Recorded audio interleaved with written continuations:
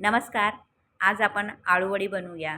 त्यासाठी किचन गार्डनमधून आळूची पाने 4-5 आळूची पानं आहेत ही तोडून घेऊ. त्याची देठ काढून ती स्वच्छ धुवून कोरडी करून घेऊ. जाडसर शिऱ्या त्याच्या काढून घेऊया. याप्रमाणे सर्व पानं साफ करून ही 5 पानं आहेत ती साईडला ठेवून दुसरीकडे 1 कप बेसन घेऊन ते चाळून घेऊया.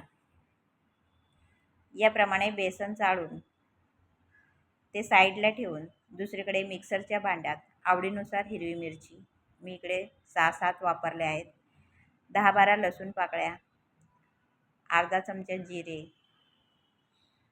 झाकण लावून हे मिक्सरला फिरवून घेऊया. याप्रमाणे ठेचा तयार करून बेसनमध्ये घालूया.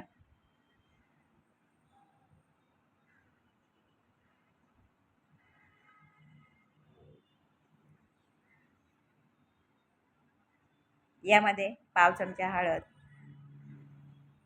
चवीनुसार मीठ, पाव चमचा हिंग, 2 चमचे तेल,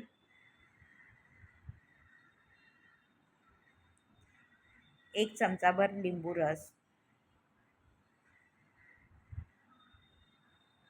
याच्या बिया पडल्या तर त्या काढून घेऊयात. पाण्याच्या साहाय्याने हे सैलसर नेहमीच्या भजीप्रमाणे हे पीठ आपण तयार करून घेऊया. याप्रमाणे पीठ तयार करून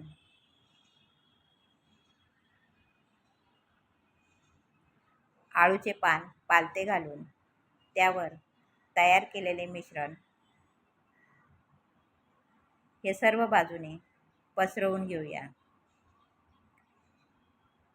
याप्रमाणे सर्व बाजूने पसरवून त्यावर दुसरे पान पालथे ठेवून त्याची गुंडाळी तयार करून घेऊया. याप्रमाणे गुंडाळी तयार करून स्टीमरच्या चाळणीमध्ये थोडासा तेलाचा हात लावून तयार केलेली आळूची गुंडाळी त्यावर ठेवून स्टीमर भांड्यात ठेवून हे 20 मिनिटं स्टीम करून घेऊया.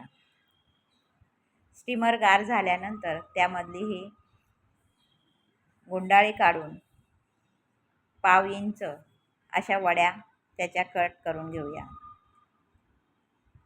याप्रमाणे सर्व वड्या कट करून गॅसवर तवा तापत ठेवून त्यामध्ये पाववाटी तेल घालूया. तेल गरम झाले की त्यामध्ये 1 चमचाभर खसखस घालूया. खसखस थोडी तडतडली की यावर तयार केलेल्या वड्या घालून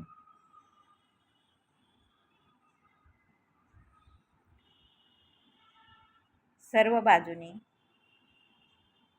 लालसर खरपूस अशा ह्या तेलावर भाजून घेऊया. कमी जास्त गॅस करून ह्या सर्व वड्या खमंग अशा भाजून सर्विंग प्लेटमध्ये काढून सर्व करूया. Thanks for watching.